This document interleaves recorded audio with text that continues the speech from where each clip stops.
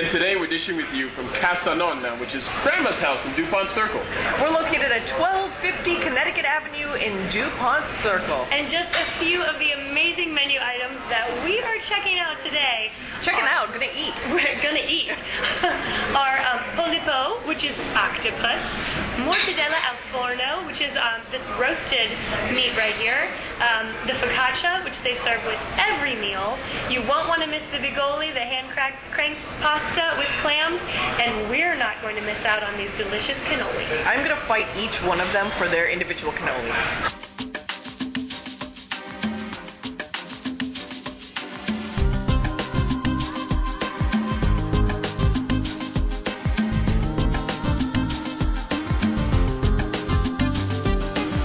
Today is Lisa Reed, who's going to be here actually to talk to us about exercise and fitness. And being an athlete. She looks phenomenal, and being an athlete too. We're keeping the cannolis on the far side of the table from Lisa. I tried to grab the cannolis and she literally slapped my hand. No. And you can't tell because it's dark. It's bruised. It really is. So Lisa, tell us about how you help other people. No, yeah, because we're coming. It's September now. We've all been wearing our swimsuits all summer, but we've also kind of been lax on Me too. Well, for those of us who have enjoyed drinking too much over the summer and have put on some extra weight. So we all just admitted to everything that was wrong this summer. Let's talk about it's time to get back to school and to the program of fitness. So eating well and exercising a little bit every day. So it just has to be part of your lifestyle. And hopefully the summer didn't wear you down so much that you just got to jump back into the routine. Well, I like to say that my people are not athletic. Like if you ever watch the Olympics, like India does not ever do well. So I don't think they even go. It's almost that bad. It's almost that bad. But if I don't think that I could be an athlete. Do you get us up to speed?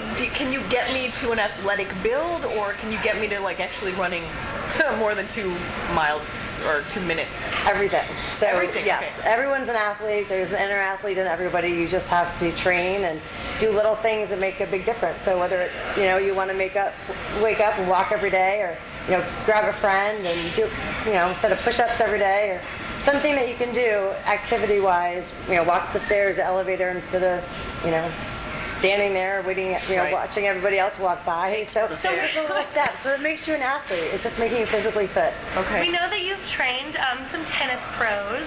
So how is it? What is it like to train someone who is doing their tennis every single day? I mean, what kind of activities do you tell them to do other than their regular tennis that they're doing every day? I mean, that's pretty cardio heavy. Yes, I lived with Monica Seles, world-class tennis icon, and she was amazing. But yes, it's all 24/7. Between eating well, getting up, doing your cardio, doing your intervals for tennis.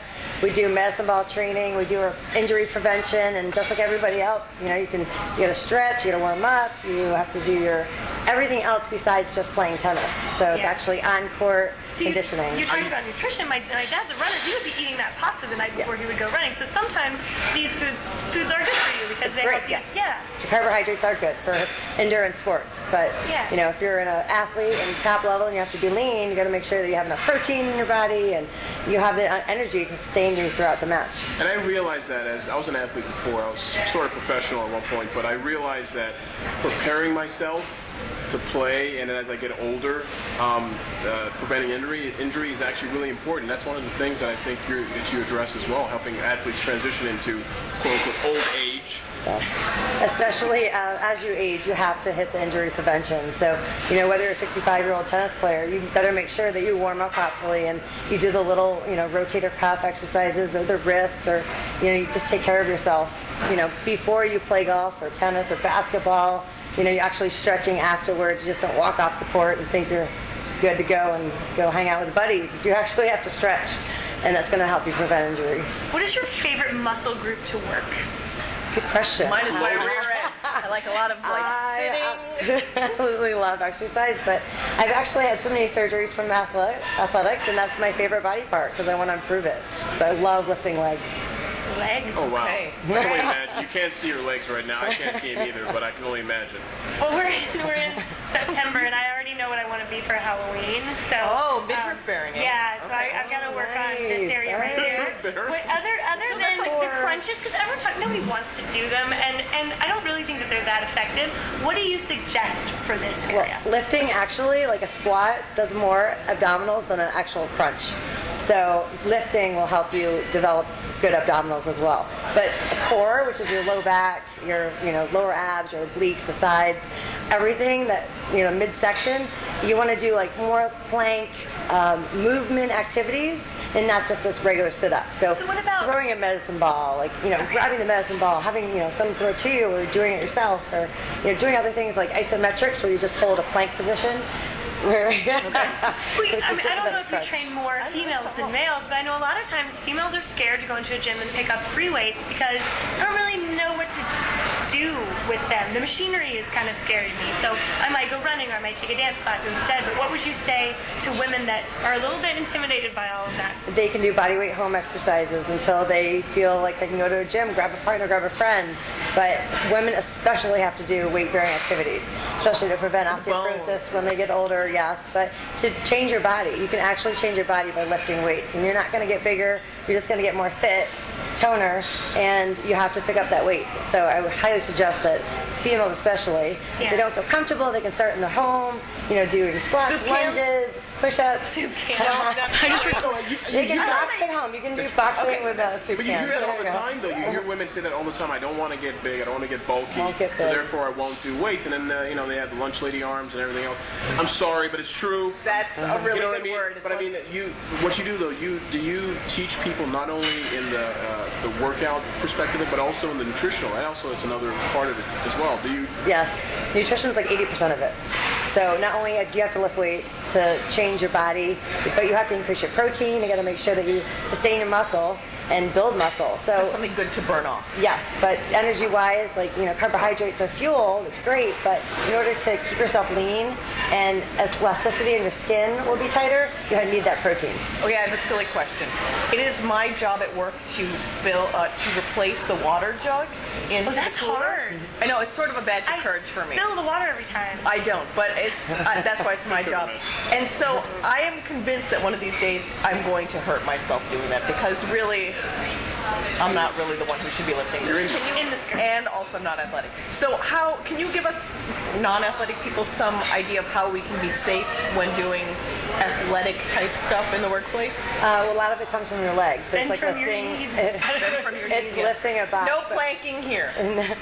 No, but it could help. I mean, if your abdominals are strong, you could help lift that water bottle up. But it's just using your legs, knowing how to lift properly, which a trainer would help at first to get yourself started. Okay.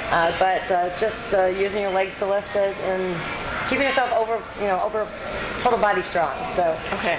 I have Not one just last doing question one ab. that's actually from a viewer, and she wanted to know, she's an expectant mother, and she wants to know what kind of activities she can do as she is, nearing the time that she's about to give birth. Do you have any ideas of... yes, love that, and congratulations to her that she wants to continue exercising because it's going to make delivery that much better.